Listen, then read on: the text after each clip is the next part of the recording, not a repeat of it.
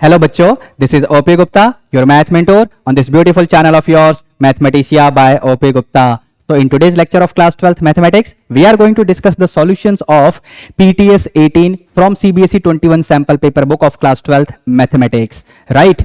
Now before I take you ahead to discuss the solutions of PTS 18, let me tell you about one important thing. It is regarding how to get the access of free PDF sample paper and how to order CBSE 21 sample paper book also. Let me tell you.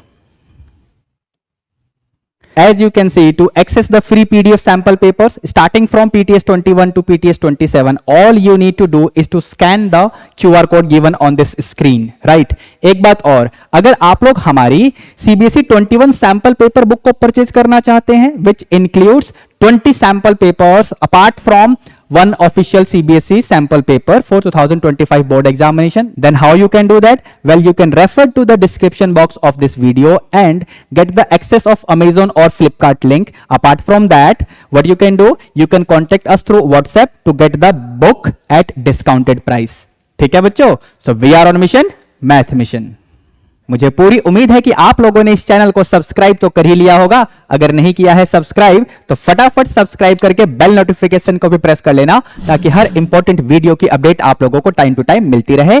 More over, आप इस particular video को like करके अपने सभी classmates को भी share कर देना. ठीक है बच्चों, अब आगे बढ़ते हैं और आज की क्लास फाइनली शुरू कर लेते हैं. So here we have PTS 18. Let's start the discussion of all the questions from section A. It includes 20 MCQs. Every question will have 4 options, out of which correct option needs to be selected. Moreover, every question will carry 1 mark weightage. तो question 1 में basically क्या बोला हुआ है, यहां पर आपको एक मैट्रिक्स A दे रखा है and this matrix A is the adjoint of a square matrix B. तो आपको B इनवर्स की वैल्यू निकालनी है. तो देखते हैं यहां पर कैसे होगा बच्चों.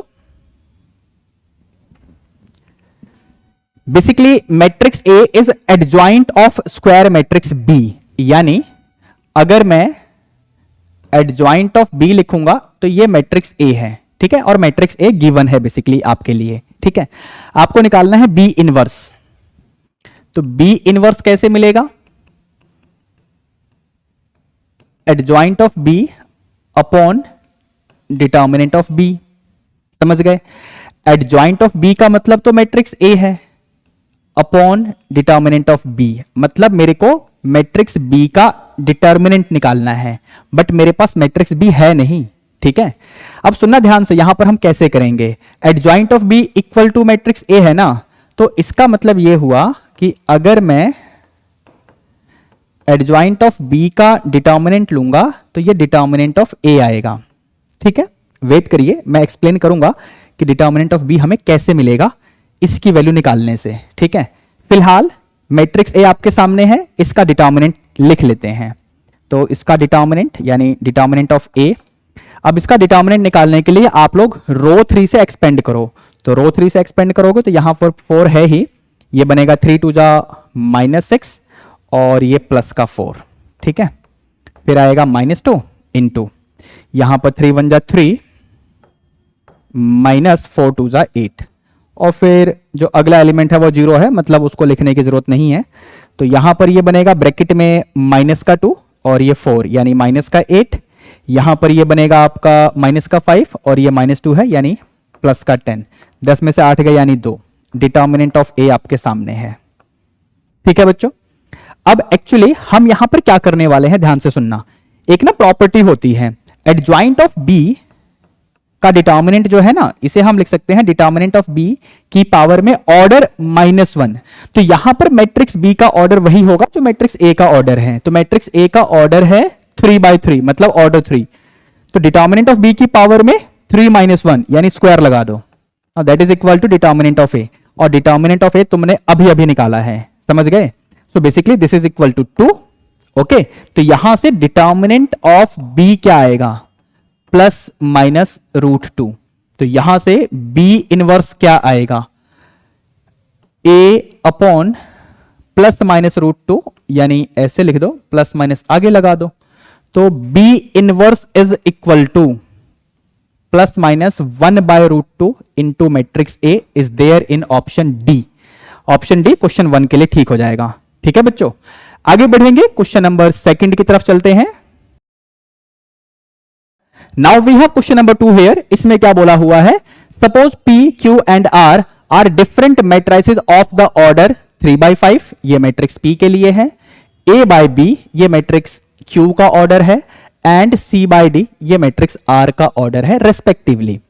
If matrix 2P + 3Q - 4R is defined, तो आपको इसकी वैल्यू बतानी है। यहां पर दो बातें हम यूज करने वाले हैं। पहली बात, अगर कोई गिवन मैट्रिक्स आपके सामने है, उसको किसी कांस्टेंट से मल्टीप्लाई किया तो एक नया मैट्रिक्स मिलेगा, रिजल्टेंट मैट्रिक्स मिलेगा।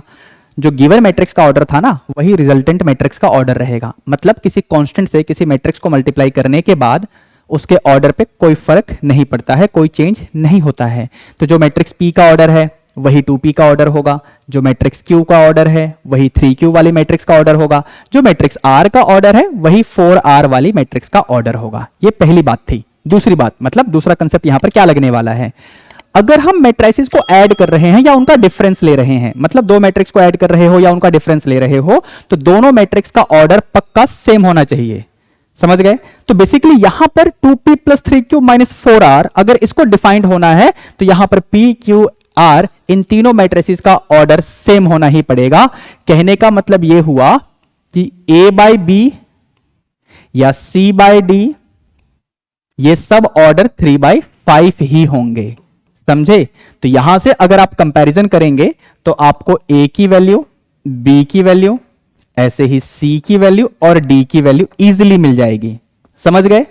अब आपको निकालना क्या है, AC + BD, तो A × C यानी 3 × 3 प्लस BD यानी 5 × 5, 25 + 9 यानी 34। 34 ऑप्शन सी में आपको दिख रहा होगा। क्वेश्चन नंबर 2 के लिए ऑप्शन सी सही हो गया है। ठीक है बच्चों, आगे बढ़ेंगे, क्वेश्चन नंबर 3 की तरफ चलते हैं। क्वेश्चन 3 में क्या है,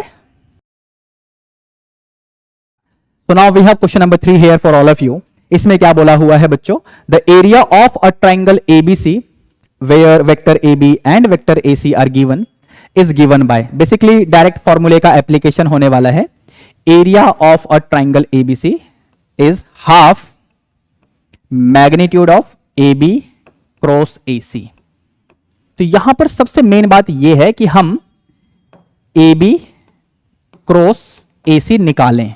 ठीक है, तो ये रहा आपका determinant I cap, J cap, K cap, और यहां पर आप वैल्यूज पुट करेंगे तो 1 1 0 और AC वेक्टर में से 1 0 -1। ठीक है, अब इसको हम एक्सपेंड कर देंगे बेटा, तो ये क्या बनेगा, I कैप यानी -I कैप आ रहा है, ध्यान से देखिए, और फिर -J कैप आप करोगे तो ये बनेगा -1 यानी प्लस का J कैप आएगा, और फिर K कैप के लिए करोगे तो 0 -1 यानी -K कैप। इसका हमें मैग्नीट्यूड लेना है, तो मैं डायरेक्ट लिख रहा हूं बेटा, मैग्नीट्यूड क्या आएगा, अंडर रूट में -1 का स्क्वायर प्लस 1 का स्क्वायर प्लस -1 का स्क्वायर।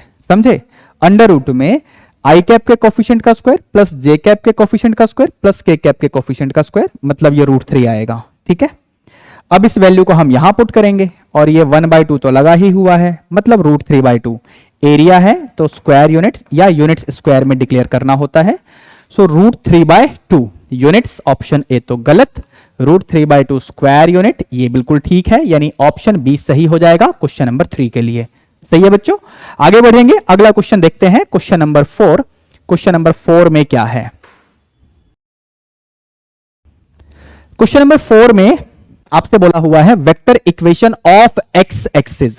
पहली बात तो वेक्टर इक्वेशन पूछा हुआ है, मतलब इसको छोड़ दो, ये तो कार्टेशियन इक्वेशन है। ठीक है, और बाकी ऑप्शंस में तो हमारे पास वेक्टर इक्वेशन ही है, लेकिन एक्स एक्सिस का इक्वेशन हमसे पूछा गया है, तो देखते हैं कौन से वाला सही होगा।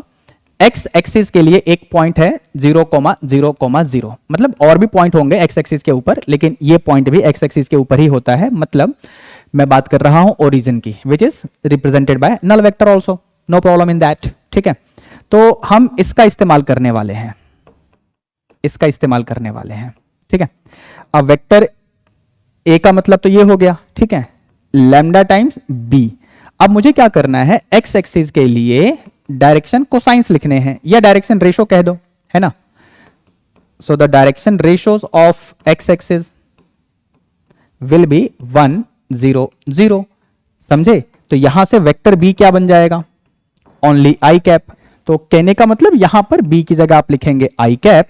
सो finally vector R will be equal to lambda times I cap. अब चेक कर लो ये कहां पर है, lambda times J cap. Well option D वाला ही सही है क्वेश्चन नंबर 4 के लिए। अगर इस क्वेश्चन में कार्टेशियन इक्वेशन पूछा होता तो क्या ऑप्शन ए सही होता? वेल कमेंट करके बताना मुझे। फिलहाल क्वेश्चन नंबर 5 की तरफ चलते हैं। Now we have question number 5 for all of you. इसमें क्या करना है बच्चों, let this is equal to F X plus C. आपको एफ एक्स की ही वैल्यू बतानी है, तो इस इंटीग्रेशन को हमें सॉल्व करना पड़ेगा। यहां पर मैं क्या करने वाला हूं, डिनोमिनेटर में सबसे पहले ध्यान से देखना, यह है secant square x d x, ठीक है। 1 प्लस 4 टेन स्क्वायर एक्स है ना, उसको लिखो 2 टेन एक्स का होल स्क्वायर, ठीक है, ऐसे। तो सबसे पहले ऐसे लिखेंगे। अब यहां से अगर आपको आइडिया लग गया हो तो मैं 2 टेन एक्स को t सब्स्टिट्यूट करूंगा। ऑफ कोर्स डेरिवेटिव तो होगा ही, सो 2 बाहर, 10x का डेरिवेटिव ये रहा, and this is equal to dt।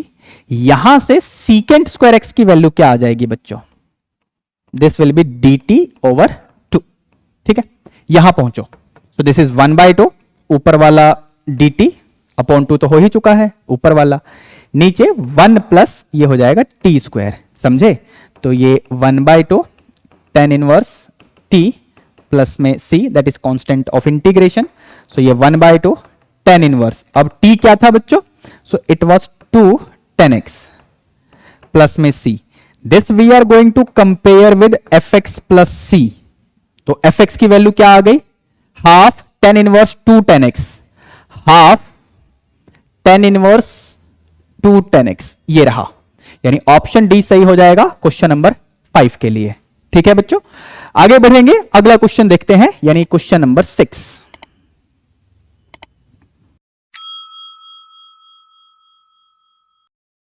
So now we have question number 6 here for all of you. आपको इस इंटीग्रल की वैल्यू निकालनी है, तो यहां पर हम सबसे पहले इस इंटीग्रल को आई एज्यूम करेंगे, ठीक है, ओके। अब इसके बाद क्या करिए, इसमें लगाइए प्रॉपर्टी। कौन सी प्रॉपर्टी, ये वाली property, 0 to a f x d x क्या होता है बच्चों, 0 to a f of a minus x d x. यानी फंक्शन में x की जगह पे अपर लिमिट माइनस एक्स कर देते हैं, ठीक है। आपके क्वेश्चन में अपर लिमिट 1 है और log on the base of e है, मतलब अगर मैं बेस नहीं भी लिखूंगा तो भी वो अंडरस्टूड होगा। आपके एनसीईआरटी में और सीबीएसई सिलेबस में ऐसा ही हम लोग देखते हैं। तो यहां पर x की जगह अपर लिमिट माइनस एक्स हमें लिखना होगा। यहां पर डिनोमिनेटर में आपको x दिख ही रहा होगा, -1, और ये रहा dx। इसमें जरा आप एक बार एलसीएम ले लो ब्रैकेट के अंदर, तो ये क्या बनेगा, 1 माइनस 1 प्लस एक्स, मतलब ऊपर आएगा x और नीचे 1 माइनस एक्स, ऐसे, ठीक है। इसमें हम लगाएंगे लॉग की property. Log m upon n में n अपॉन m करोगे तो बाहर नेगेटिव आ जाएगा, मतलब लॉग m अपॉन n में ये जो m अपॉन n है ना, इसको अगर n अपॉन m करोगे तो बाहर एक नेगेटिव आएगा, ठीक है। तो इसका मैं रेसिप्रोकल लेने वाला हूं, तो 0 से 1 ये नेगेटिव, ये बनेगा log 1 minus x upon x, और ये रहा dx, ठीक है। इस नेगेटिव को बाहर करिए तो माइनस 0 से 1 लॉग, इसमें एलसीएम ब्रेक करो ब्रैकेट के अंदर, तो 1 upon x minus x upon x, that is 1। अगर आप ध्यान से देखें तो पहले स्टेप में ये जो इंटीग्रल है ये तो i है, ठीक है, मतलब ये अभी तक i के ही इक्वल चल रहा है। बट अगर अभी आप RHS में इस इंटीग्रल को देखें, ये भी तो i है, बाहर एक नेगेटिव है उसको मत भूलना, तो i इक्वल माइनस i, मतलब 2i equals 0, so that gives you i equals 0, i मतलब आपका ही इंटीग्रल। तो इसकी वैल्यू आ गई 0, यानी ऑप्शन ए क्वेश्चन नंबर 6 के लिए सही हो जाएगा, ठीक है बच्चों। आगे बढ़ते हैं, अगला क्वेश्चन देखते हैं, यानी question number 7। So now we have question number 7 here for all of you. Consider the linear programming problem given by, आपको मिनिमाइज करना है z को, subject to constraints आपके पास given है। From the given constraints, which of the constraints can be removed without affecting the feasible solution? तो basically यहां पर x के लिए ये कंडीशन है, एंड फिर ये भी कंडीशन दे रखी है। तो अगर आप ध्यान से देखें, इस कंडीशन को और इस कंडीशन को कंबाइन करेंगे तो इफेक्टिवली आपको तो यही कंडीशन मिलेगी। मतलब ये तो फ्री में दे रखा है, x ग्रेटर देन और इक्वल टू 0 फ्री में दे रखा है। सिमिलरली आपके पास एक कंस्ट्रेंट ये भी है और फिर ये भी है। अब इसमें अगर आप नोटिस करें तो इसको आप हटा दोगे तो भी क्या फर्क पड़ेगा, इफेक्टिवली तो आपको यही मिलने वाला है। मतलब यहां पर ये जो कंस्ट्रेंट्स है ना, यानी x ग्रेटर देन और equal to 0 and this y greater than equal to 0, इनको हटाने से भी हमारे एलपीपी के फिजिबल रीजन के ऊपर कोई भी फर्क नहीं पड़ने वाला। तो इनको हम इजीली हटा सकते हैं। यही पूछा हुआ है कि from the given constraints which of the constraints can be removed without affecting the feasible solution. तो इन दोनों को हम हटा सकते हैं, यानी ऑप्शन बी क्वेश्चन नंबर 7 के लिए सही हो जाएगा। वैसे बच्चों एक बात का जवाब देना, इस टाइप के कंस्ट्रेंट्स को क्या कहते हैं जिनको हटाने से एलपीपी के फिजिबल सॉल्यूशन के ऊपर कोई भी फर्क नहीं पड़ता, क्या कहते हैं कमेंट करके बताना, ठीक है। चलिए अगला क्वेश्चन लेते हैं, यानी क्वेश्चन नंबर 8। क्वेश्चन नंबर 8 में क्या है बच्चों, now we have question number 8 here for all of you. इसमें क्या करना है बच्चों, projection of this vector on x axis. Well, अगर हम फॉर्मूले को रिकॉल करें, projection of vector A on vector B, तो फॉर्मूला बनता है vector A dot B cap, ठीक है। अब यहां पर वेक्टर ए का काम तो वेक्टर आर कर ही लेगा, मतलब इसमें तो हमें कोई डाउट नहीं है। But what about vector B? अब यहां पर आपको इस वेक्टर का प्रोजेक्शन एक्स एक्सिस के ऊपर लिखना है। एक्स एक्सिस के ऊपर दुनिया भर के वेक्टर होते हैं, कोई सा भी एक वेक्टर पकड़ लो, मतलब आई cap, 2i cap, 3i cap, मतलब कुछ भी ले सकते हो। तो फिलहाल अगर मैं वेक्टर बी को आई कैप ले लूं तो इंटरेस्टिंगली यहां पर मैंने तो आई कैप लिया, तो बी कैप भी आई कैप ही होगा, क्योंकि आई कैप तो यूनिट वेक्टर होता ही है। अगर आपने यहां 2i कैप लिया होता वेक्टर बी की जगह पे तो बी कैप निकालना पड़ता, हालांकि वो आई कैप ही आता। खैर, तो यहां पर जो मैंने अभी आपको एक्सप्लेन किया और ये फॉर्मूला लिखा हुआ है, इसके अकॉर्डिंग आपका जो आंसर बनेगा वो बनेगा वेक्टर ए का मतलब वेक्टर आर है, तो vector R dot B cap, ठीक है। तो वेक्टर आर यहां पर क्या है बच्चों, 3i cap minus 4j cap plus 12k cap, इसका डॉट हम लेंगे बी कैप मतलब आई कैप के साथ, तो ये आ जाएगा 3। अब 3 का मतलब है ऑप्शन ए, आप ध्यान से देखिए क्वेश्चन नंबर 8 के लिए ऑप्शन ए सही हो जाएगा, ठीक है बच्चों। आगे बढ़ते हैं, अगला क्वेश्चन लेते हैं, यानी question number 9। So now we have question number 9 here for all of you. इसमें क्या करना है बच्चों, the graph of this inequality represents a half plane that contains origin. Well, ये गलत है। इसके बाद ऑप्शन बी में बोला हुआ है half plane that contains the points above the line in first quadrant, यहां पर गड़बड़ कर दी गई है, ठीक है। मैं आपको इसका ग्राफ भी दिखाऊंगा, वेट करिए। ऑप्शन सी में बोला हुआ है half plane that contains the origin and the points of the line.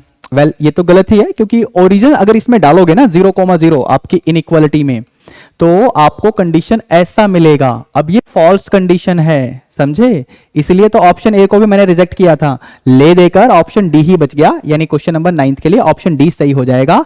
लेकिन इसका ग्राफ अब मैं आपके सामने स्क्रीन पे डिस्प्ले कर रहा हूं, ध्यान से देखो, ठीक है। अब आगे बढ़ते हैं नेक्स्ट क्वेश्चन, यानी क्वेश्चन नंबर 10 की तरफ। So here we have question number 10। इसमें क्या बोला हुआ है, if A is a non singular square matrix of order 3, non singular square matrix of order 3, यानी इसका डिटर्मिनेंट वैल्यू 0 नहीं होगा, ठीक है। नॉन सिंगुलर मैट्रिक्स का मतलब तो यही हुआ, ठीक है जी। And B is its adjoint such that, determinant of B दे रखा है, आपसे डिटर्मिनेंट ऑफ ए पूछा हुआ है, बी किसका एडजॉइंट है, B is adjoint of matrix A. देखो क्या लिखा हुआ है, समझ गए। अब क्योंकि डिटर्मिनेंट ऑफ बी अगर आप लिखेंगे तो डिटर्मिनेंट ऑफ एडजॉइंट ऑफ ए भी बनेगा, और ये क्या होता है, ये क्या होता है, ये होता है डिटर्मिनेंट ऑफ ए की पावर ऑर्डर -1, यानी 3 - 1 ऑर्डर दे रखा है, समझे। यहां पर अगर आप नोटिस करें तो यहां से डिटर्मिनेंट ऑफ बी यानी एडजॉइंट ऑफ ए का डिटर्मिनेंट 16 है, ये बनेगा डिटर्मिनेंट ऑफ ए की पावर में 3 - 1 यानी 2 आ जाएगा। तो यहां से डिटर्मिनेंट ऑफ ए क्या बना, +-4, तो +-4 का मतलब है ऑप्शन ए, क्वेश्चन नंबर 10 के लिए ऑप्शन ए सही हो गया, ठीक है जी। आगे बढ़ेंगे, अगला क्वेश्चन देखते हैं, क्वेश्चन नंबर 11। क्वेश्चन नंबर 11 में क्या है? So here you can see question number 11. What is the value of shaded area in square units shown in the figure given below? तो बेसिकली हमें ये वाला एरिया निकालना है जो यहां पर दिखा रखा है शेडेड पोर्शन में।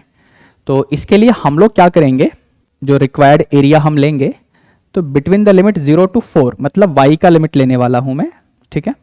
तो इसके लिए मुझे फंक्शन भी y का ही लेना पड़ेगा। तो कर्व आपको दिख रहा होगा X square equal to Y, तो यहां से x बनेगा प्लस माइनस रूट वाई, ठीक है। तो आप इसमें से पॉजिटिव रूट वाई ले लेंगे ऐसे। अब इसको हमें इंटीग्रेट करना है, तो ये बनेगा y की पावर 3/2 अपॉन 3/2 यानी 2/3 ऐसे लिखो, और ये रहा लिमिट 0 से 4। तो 2/3 upper limit minus lower limit, lower limit तो 0 ही रह जाएगा। 4 की पावर 3/2 को हम लिखेंगे 4 की पावर हाफ और इसकी पावर 3 यानी 2 की पावर 3 यानी 8, समझे। 4 की पावर हाफ तो 2 हो गया और 2 की पावर 3 मतलब 8। तो ये पूरा ब्रैकेट आपको 8 देगा, बाहर 2 आपको दिख रहा होगा, मतलब 16/3। एरिया है तो स्क्वायर यूनिट्स में ही आएगा, वैसे क्वेश्चन में तो लिखा ही हुआ है। फिलहाल इसका ऑप्शन बी सही हो जाएगा, क्वेश्चन नंबर 11 का ऑप्शन बी ठीक हो गया। आगे चलेंगे नेक्स्ट क्वेश्चन यानी क्वेश्चन नंबर 12 की तरफ। So now we have question number 12 here. यहां मैट्रिक्स ए दे रखा है और आपको इसकी वैल्यू बतानी है। काफी अच्छा क्वेश्चन है, ध्यान से देखना। सबसे पहले हम ए स्क्वायर निकालेंगे, दैट मीन्स ए इंटू ए करेंगे। तो ये रहा 1 -1 1 1 -1 1 1 -1 1। इसको इसी से मल्टीप्लाई करना है, A square is equal to A into A होता है, ठीक है। तो ये हमने लिख दिया भैया। फिर से मैट्रिक्स ए, अब मल्टीप्लाई करो, ध्यान से देखना। रो 1 इंटू C1, तो 1 इंटू 1 -1 इंटू 1 मतलब गया, समझे। फिर 1 इंटू 1 यानी सिर्फ 1 बचेगा। रो 1 इंटू C1 हुआ, अब रो 1 इंटू C2, तो -1 + 1 गया, सिर्फ -1 बचेगा, ओके। फिर रो 1 इंटू C3, तो 1 -1 गया यानी सिर्फ 1 बचेगा। ऐसे ही आप अपनी मल्टीप्लीकेशन को कंप्लीट करेंगे। So you are going to get this thing.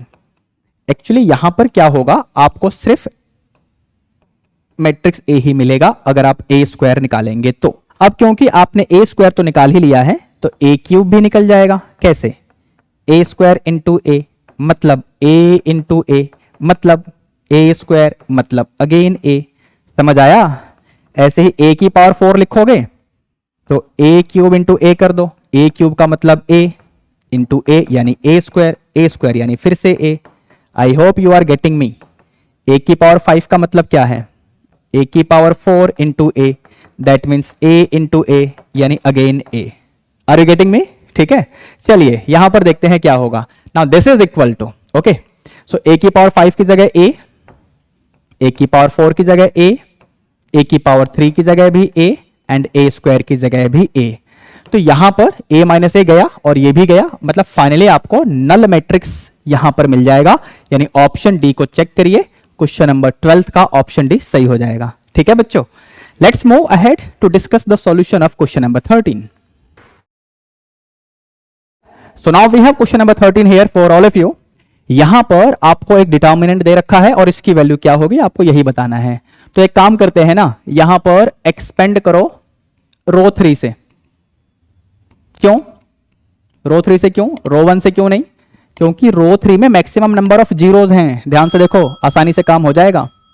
तो ये बनेगा 4 0 -5 यानी माइनस का 20 आएगा। ठीक है, माइनस का 20 यानी ऑप्शन सी सही हो जाएगा क्वेश्चन नंबर 13 के लिए। ठीक है बच्चों, now we are going to take question number 14। इसमें क्या बोला हुआ है बच्चों, ध्यान से देखना। यहां पर कह रहा है let capital x represent the difference between the number of heads and number of tails obtained when a coin is tossed 6 times. What are the possible values of x? अब सबसे पहले इस एक्सपेरिमेंट में जो भी पॉसिबल केसेस होंगे वो क्या बनेंगे आपकी स्क्रीन पे मैंने आपके लिए डिस्प्ले कर दिया है। ठीक है बच्चों।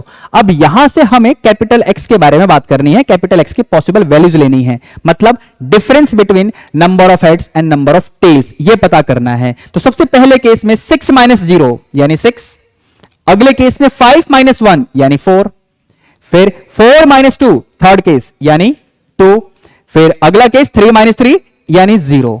अब बाकी और केसेस भी देख लो, वहां पर यही वैल्यूज रिपीट होंगी, यही एक्स की पॉसिबल वैल्यूज बनेंगी, which is given there in option C. ठीक है, यानी क्वेश्चन नंबर 14 का ऑप्शन सी सही हो गया। अब चलते हैं क्वेश्चन नंबर 15 की तरफ। So now we have question number 15। इसमें क्या बोला हुआ है, the order and degree of the differential equation are respectively. Order यानी हाईएस्ट ऑर्डर का डेरिवेटिव टर्म, तो ऑर्डर तो 3 है और इसका फिर हाईएस्ट एक्सपोनेंट, तो एक्सपोनेंट भी 3 ही है, यानी बेसिकली यहां पर ऑर्डर एंड डिग्री दोनों ही 3 होंगे, 3,3, यानी ऑप्शन बी क्वेश्चन 15 के लिए सही हो जाएगा। ठीक है बच्चों, क्वेश्चन नंबर 16 को देखते हैं। यहीं पर है x दे रखा है sin t, y दे रखा है cos t, आपको dy अपॉन dx निकालना है। यहां पर t की फॉर्म में ही सारे ऑप्शंस में गिवन है, तो हम यहां पर dx बाय dt निकालेंगे, तो sin t का डेरिवेटिव हो गया cos t। फिर इसके बाद हम लोग dy अपॉन dt भी निकालेंगे, सो dy अपॉन dt यानी माइनस sin t। ठीक है, now because we have to get the value of dy upon dx, so this will be obtained by this. ठीक है, dy अपॉन dt को dx by dt से divide करिए, तो minus sin t upon cos t, so that means minus का tangent of t, which is there in third option, option C question number 16 के लिए सही हो गया है। आगे बढ़ेंगे, क्वेश्चन नंबर 17 की तरफ चलते हैं। क्वेश्चन नंबर 17 में क्या है, so here we have question number 17। यहां पर आपको लाइंस दे रखी हैं L1 एंड L2 और बोला हुआ है कि ये परपेंडिकुलर हैं, तो फिर आपको वैल्यू निकालनी है 3 अल्फा की। तो हमें लाइंस के ना डायरेक्शन रेशोस चाहिए होंगे, तो यहां से x equal to 5, well x equal to 5 वाले को हम कंपेयर करेंगे x equal to x1 plus a lambda से, समझे। तो यहां से आप x इक्वल टू 5 को लिख पाएंगे x माइनस 5 अपॉन 0, समझ गए। ओके, क्योंकि x इक्वल टू 5 है, तो x इक्वल टू 5 को हम लिखेंगे सबसे पहले x equal to 5 plus 0 lambda. I hope you are getting me. Okay, अच्छा, तो फिर यहां पर इससे क्या होगा कि जो फर्स्ट लाइन है L1, इसके डायरेक्शन रेशोज मिलेंगे A B C, that means 0, 3 minus alpha and minus 2। मैंने कंपेयर किया है लाइन की इक्वेशन को किसके साथ, तो सबसे पहले इसके लिए पैरामीट्रिक इक्वेशन के साथ। पैरामीट्रिक इक्वेशन मतलब ये रहा, ठीक है, x वाला पैरामीट्रिक इक्वेशन। फिर उसके बाद डायरेक्शन रेशो लिखने के लिए मैंने लाइन की इक्वेशन को कंपेयर किया है, L1 की इक्वेशन को कंपेयर किया है इसके साथ। स्क्रीन पे देखो ध्यान से, ठीक है। अब चलते हैं जरा L2 की तरफ, तो L2 से भी अगर आप इसको ध्यान से देखें तो यहां से आपको डायरेक्शन रेशो मतलब A की वैल्यू 0 ही मिलेगी, और B का मतलब -1 है, और C का मतलब है 2 माइनस अल्फा।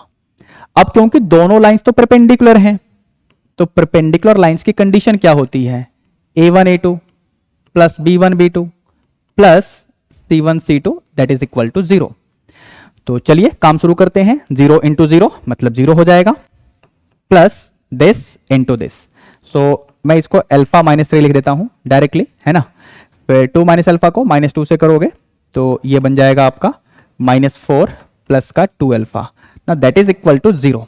ओके बेटा, तो ये क्या बनने वाला है, 3 अल्फा, ध्यान से देखिए, अल्फा प्लस 2 अल्फा, 3 अल्फा -3 -4 -7 बनेगा, साइड चेंज करोगे तो इक्वल टू 7 आएगा। आपसे अल्फा की वैल्यू नहीं पूछी गई है, आपसे 3 अल्फा की वैल्यू पूछी गई है, तो 3 अल्फा आ गया 7 यानी ऑप्शन सी क्वेश्चन नंबर 17 के लिए सही हो गया। ठीक है बच्चों, आगे बढ़ते हैं, अगला क्वेश्चन लेते हैं, यानी क्वेश्चन नंबर 18। क्वेश्चन नंबर 18 में क्या है, so now we have question number 18 here for all of you. यहां बोला हुआ है vector A and vector B दो परपेंडिकुलर यूनिट वेक्टर्स हैं, यानी इनका मैग्नीट्यूड भी 1 होगा और ये परपेंडिकुलर भी होंगे, that means vector A dot vector B 0 होगा। यूनिट वेक्टर्स का मैग्नीट्यूड तो 1 होता है, लेकिन अगर वेक्टर परपेंडिकुलर हैं तो उनका डॉट प्रोडक्ट 0 होता है। ठीक है, आपको इसकी वैल्यू बतानी है, magnitude of A plus 2 B, इसका आपको वैल्यू निकालना है। अगर मैं इसका स्क्वायर कंसीडर करूं so it is like this dot same.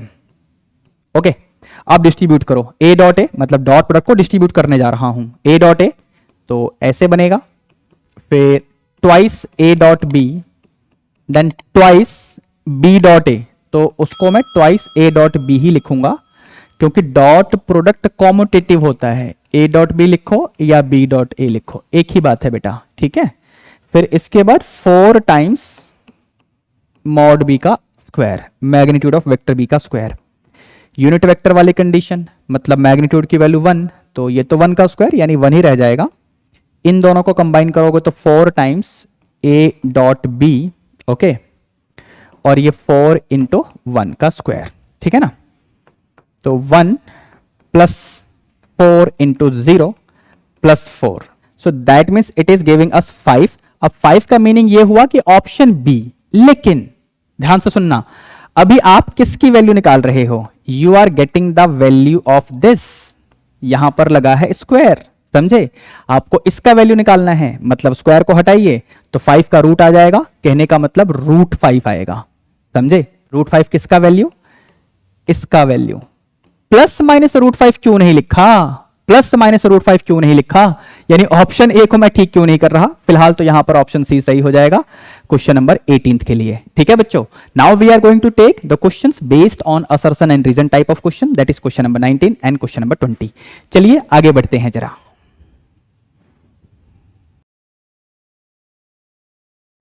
So now we have the questions based on assertion and reason type। यहां पर हमें किस तरीके से करेक्ट आंसर का पता करना होता है। Option A will be correct when both assertion and reason are true and reason is the correct explanation of assertion। Option B will be correct when both assertion and reason are true and reason is not the correct explanation of assertion। Option C is correct when assertion is true but reason is false। Option D is correct when assertion is false but reason is true। ठीक है, अब जरा शुरू करते हैं question 19 के solution का discussion. यहां पर assertion में बोला हुआ है the domain of this function is given by x belonging to this interval -1, 1। ये गलत है, मैं एक्सप्लेन करूंगा, वेट करिए।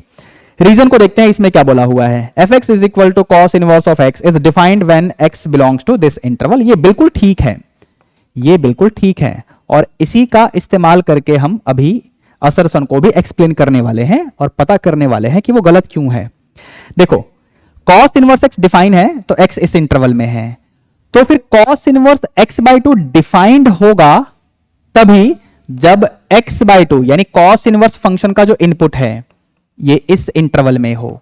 यहां पर 2 से मल्टीप्लाई करेंगे पूरी इन इक्वेशन को, तो ये बनेगा -2। इन इक्वेशन के साइन पे कोई भी फर्क नहीं पड़ेगा क्योंकि आप पॉजिटिव नंबर से मल्टीप्लाई कर रहे हो। तो कहने का मतलब यहां से आपको इंटरवल तो ऐसा मिलना चाहिए था, अगर ऐसा इंटरवल होगा तो इस फंक्शन का डोमेन बिल्कुल सही दे रखा होता, ऐसा इंटरवल होता तो, बट ऐसा तो नहीं है ना। मतलब यही तो मैंने कहा कि असर्शन यहां पर सही नहीं है, फॉल्स है। Assertion false, reason true, that is option D सही हो जाएगा क्वेश्चन नंबर 19 के लिए। Now let's move ahead to discuss the last question of today's test, यानी क्वेश्चन नंबर 20। क्वेश्चन नंबर 20 में क्या है, so now we have question number 20 here. यहां पर असर्शन में दिया गया है vector r is equal to this represents vector equation of a line passing through the points 1, 0, -2 and 2, 1, 0। तो बेसिकली असर्शन वाला स्टेटमेंट सही है या गलत है इसको मैं एक्सप्लेन करूंगा, लेकिन थोड़ा सा वेट करिए, रीजन को भी पढ़ लेते हैं। यहां पर बोला हुआ है if a line passes through the points a and B, इनके पोजीशन वेक्टर्स ब्रैकेट में लिखे हुए हैं पॉइंट्स के, then its vector equation is given by this formula. ये बिल्कुल ठीक है, ओके।